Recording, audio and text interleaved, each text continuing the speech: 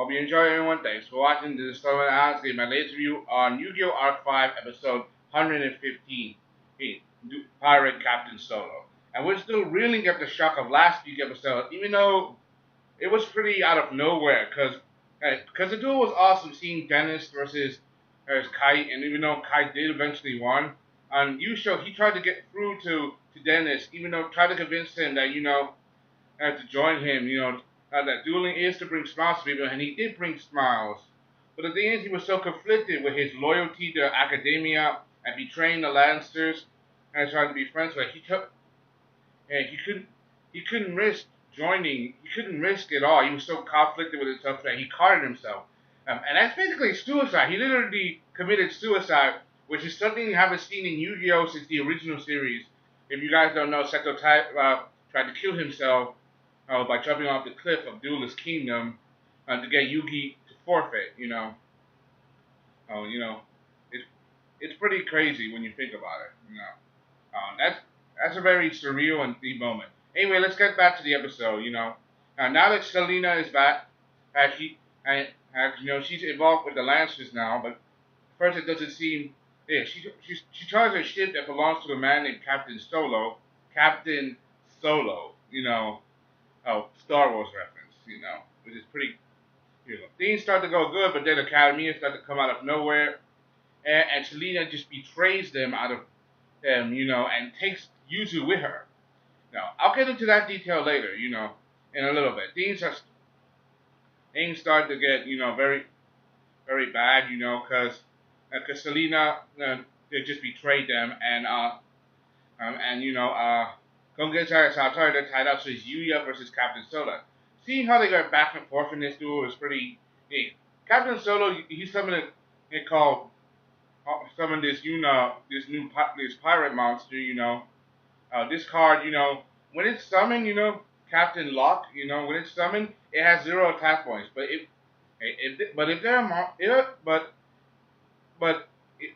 it has a special effect where this monster you cannot normal summon or special summon a monster from your hand or deck when it's on the field.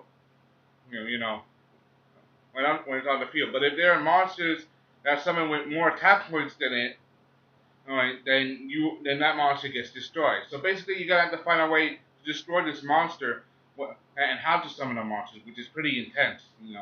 When you think about it, it's pretty crazy. It's like he's trying to block Yuya.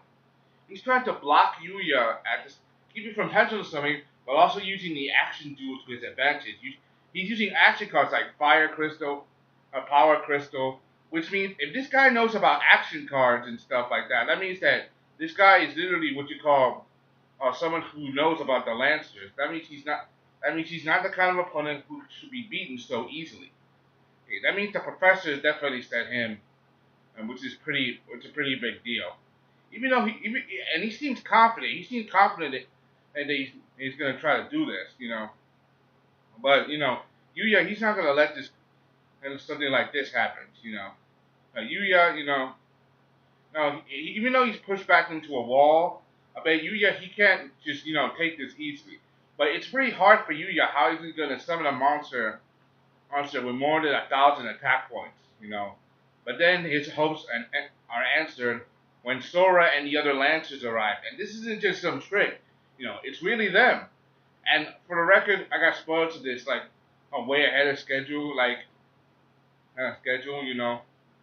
So it's pretty messed up how you think about it,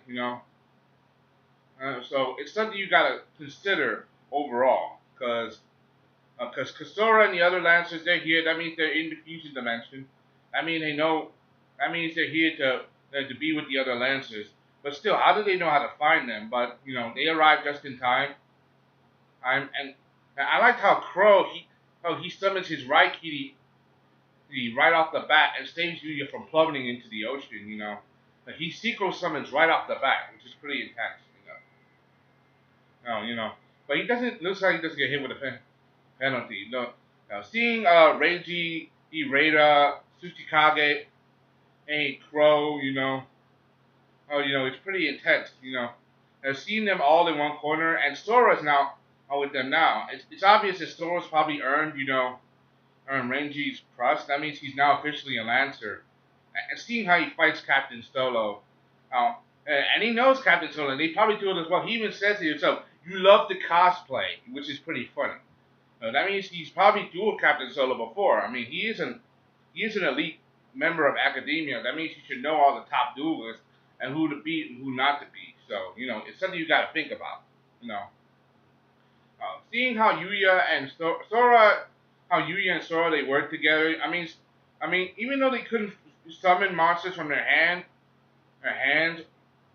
or deck, but if you can summon a monster from the extra deck, like for example the graveyard, from the extra deck or graveyard, it's something you think about. And since he's a fusion summoner, he can just summon monsters coming in from a fusion deck using monster's head, and we get to see his, Fright for Kraken.